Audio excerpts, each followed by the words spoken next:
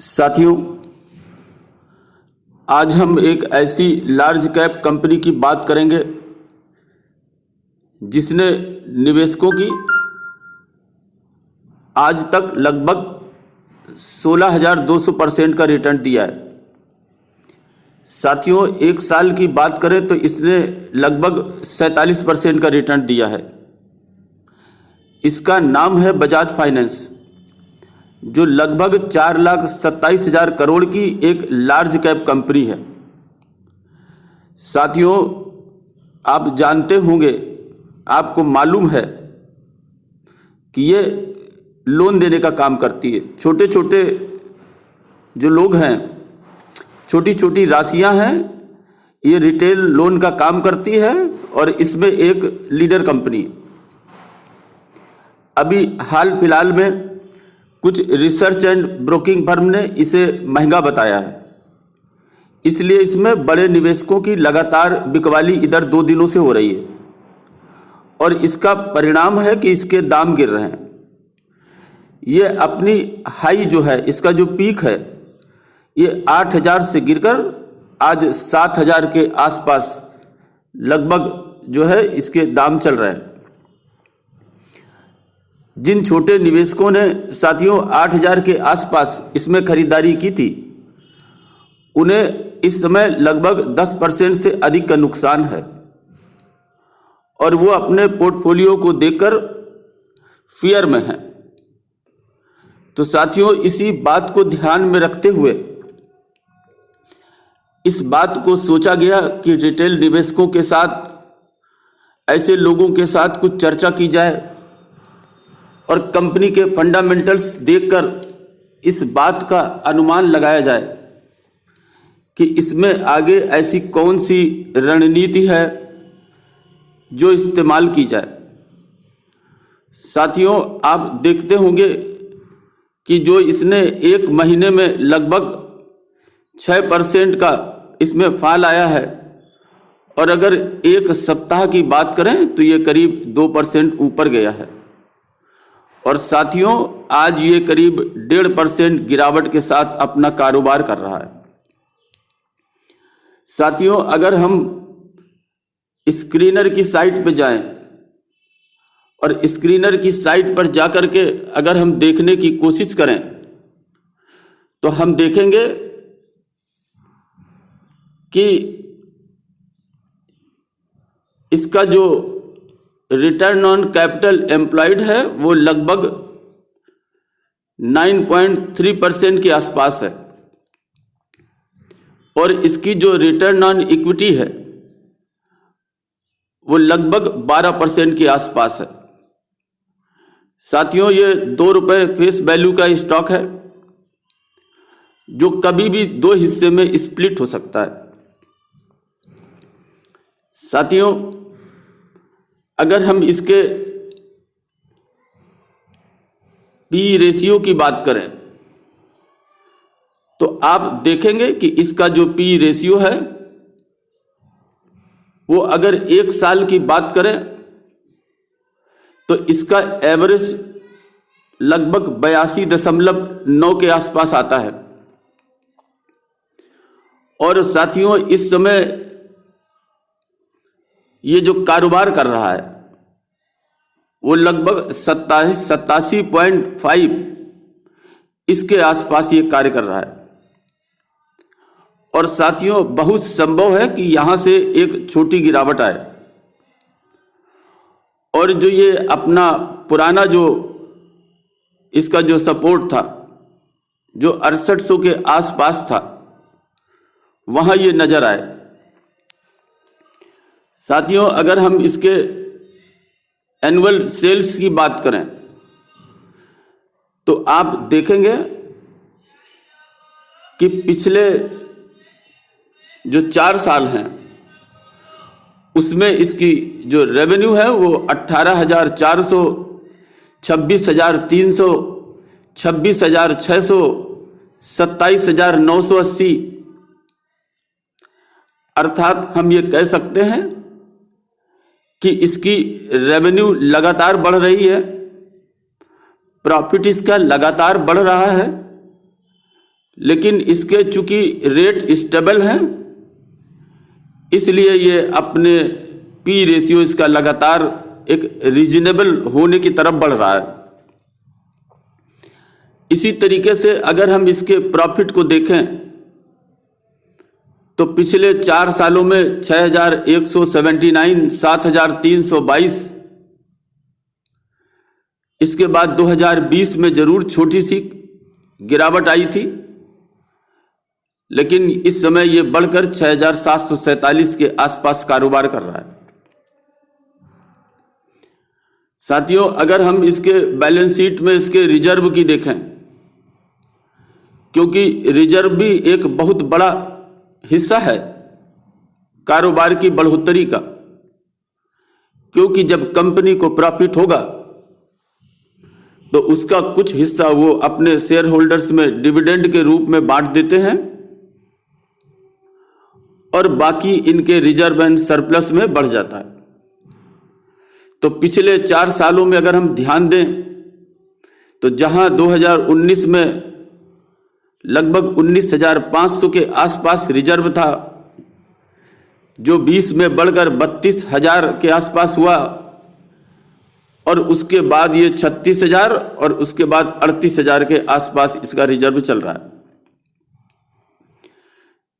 साथियों, अगर आप शेयर होल्डर्स की जो भी पैटर्न है, इसका शेयर होल्डिंग पैटर्न, इसकी अगर आप बात करें तो आप देखेंगे कि अच्छा खासा इसमें कंट्रीब्यूशन एफआईआई और डीआईआईस का है। एफआईआईस की इस समय 23% के आसपास हिस्सेदारी है, वहीं डीआईआईस जो है उनकी होल्डिंग लगभग 10% के आसपास है। तो साथियों, आप ये कह सकते हैं कि इसके कारोबार में कोई कमी नहीं है। अगर साथियों हम चार्ट इंक पर जाकर के अगर हम इसकी आरएसआई और सपोर्ट देखने की कोशिश करते हैं तो साथियों, ये पिछली बार जो गिरावट हुई थी, ये करीब 6,800 के आसपास ये पहुंचा था और उसके बाद इसने ऊपर की तरफ अपना रुख किया और एक बार ये फिर से अपने उसी 6,800 के पास आने की कोशिश कर रहा है। साथियों, अगर ये स्तर तोड़ता है तो आप ये समझ सकते हैं कि ये लगभग 6,200 के आसपास भी जा सकता है। साथियों, अगर हम आरएसआई की बात करें तो आरएसआई जब 50 या 50 से नीचे आप पाते हैं तो इसका अर्थ यह है कि ये फियर जोन यहां से आप कह सकते हैं कि स्टार्ट होता है और ये 30 के आसपास जाता है। तो जब ये 50 से नीचे गिरे तो आप यहां पर आसानी से खरीदारी कर सकते हैं। साथियों, अगर आप मनी कंट्रोल की साइट पे जाएं और मनी कंट्रोल की साइट पर जाकर के इसके ग्राफ को देखने की कोशिश करें तो साथियों आप देखेंगे कि 2018 में जहां इसकी रेवेन्यू 13,442 करोड़ थी, वो 2021 आते आते 26,688 करोड़ हो गई। इसी तरह साथियों, अगर आप नेट प्रॉफिट की बात करें तो 2017 में जो 1,836 करोड़ थी, वो 2021 में आते आते 4,419 करोड़ हो गई। साथियों, 2020 के मुकाबले 2021 में इसका नेट प्रॉफिट जरूर थोड़ा सा कम हुआ है और इसका कारण ये जो कोविड का प्रसार और जो महंगाई धीरे धीरे बढ़ रही है, अनिश्चित है, यही कारण है कि इसमें बिकवाली भी जो बड़े निवेशक हैं उनकी साथियों चालू है। साथियों, अगर हम टिकट टेप की साइट पे जाते हैं तो साथियों हम इस बात को देख सकते हैं कि बजाज फाइनेंस इस समय लगभग 98 की पी पर अपना कामकाज कर रहा है। हम कह सकते हैं कि 1 रुपए कमाने पर हमें बाजार में इसकी 98 रुपए कीमत देनी पड़ रही है, जबकि एनबीएफसी का जो सेक्टर है उसकी जो एवरेज पी है वो लगभग 22% के आसपास है। अगर साथियों एनालिस्ट की बात करें तो आज भी करीब 44% एनालिस्ट इसके खरीदने की राय दे रहे हैं। इन तमाम बातों को अगर हम एक साथ जोड़कर देखें तो साथियों ये गिरावट उन छोटे निवेशकों के लिए जिनके पास छोटी छोटी पूंजी है, वो हर गिरावट में इसमें खरीदारी कर सकते हैं। और आप देखें कि ये जो शेयर एक समय 8,000 रुपए पर पहुंच गया था, आज 7,000 पर खड़ा है। साथियों एनबीएफसी क्षेत्र की ये एक दिग्गज कंपनी है। इसके एनपीए बैड लोन्स ये बैंकों की तुलना में काफी कम है। इसमें डरने जैसी कोई बात नहीं है, बल्कि ये आपके लिए खरीदारी करने का, खरीदने का, बाइंग का एक सुनहरा मौका है। साथियों अगर आपके पोर्टफोलियो में बजाज फाइनेंस का शेयर नहीं है तो अभी आप करंट मार्केट प्राइस में इसका एक शेयर परचेज कर सकते हैं। साथियों आप हर गिरावट पर, हर 300 रुपए की गिरावट पर एक एक शेयर अपने पोर्टफोलियो में रखते रहें। लेकिन साथियों ध्यान रखें कि कोई भी लार्ज कैप कितना भी अच्छा हो, लेकिन अपने पोर्टफोलियो से 8% से ज्यादा, 8% से ज्यादा किसी एक लार्ज कैप कंपनी में निवेश न करें।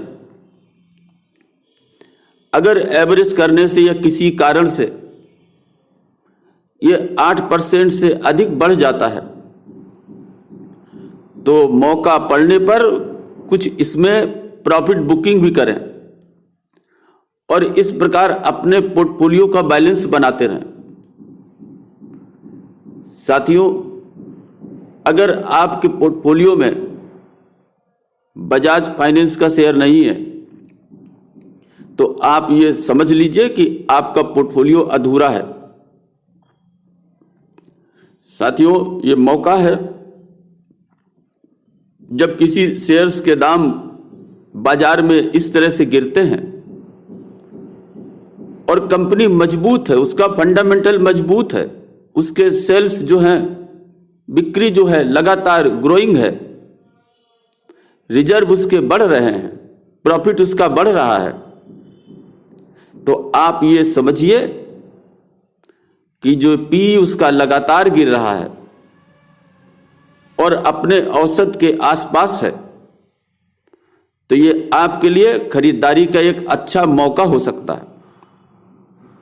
लेकिन इसमें एक साथ खरीदारी ना करें, धीरे धीरे आप एक एक शेयर अपने पोर्टफोलियो में एक्यूमुलेट करते रहें, जोड़ते रहें।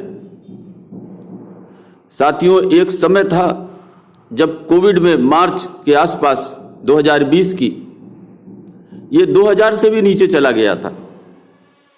लोगों में डर था, लोगों में भय था।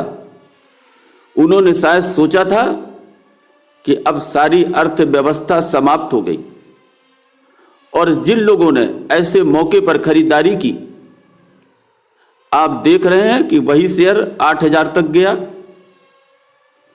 और आज 7,000 के आसपास खड़ा है। साथियों आप जरा सोचें कि ये बजाज फाइनेंस का शेयर पिछले एक साल में 47% के आसपास लाभ दे चुका है। ऐसी दशा में साथियों अगर 10%, 12%, 15% अगर गिरता भी है तो ये छोटे निवेशकों के लिए खरीदारी का एक मौका हो सकता है। साथियों, आप इसमें छोटी छोटी खरीदारी करें। अभी अगर आपके पोर्टफोलियो में नहीं है तो आप एक शेयर अभी करंट मार्केट प्राइस पे खरीद सकते हैं। जब ये 6800 के आसपास जाए वहां भी आप एक शेयर अपनी पोर्टफोलियो में खरीद कर रख सकते हैं। और उसके बाद अगर आपको मौका मिलता है तो हर 300 रुपए, 400 रुपए की गिरावट पर एक एक शेयर करके अपने पोर्टफोलियो में एक्यूमुलेट करते रहें। साथियों, छोटे निवेशकों का डरने का कोई जरूरत नहीं है। ये मौके आते हैं जब बड़े निवेशक अपने प्रॉफिट को बुक करने के लिए भारी बिकवाली करते हैं। इसके बाजार में दाम गिरते हैं, एडजस्ट होते हैं, इसका पी अपने एवरेज के आसपास आता है, तब ऐसे छोटे निवेशकों के लिए ये खरीदारी का एक सुनहरा मौका है। अभी के लिए बस इतना ही। धन्यवाद।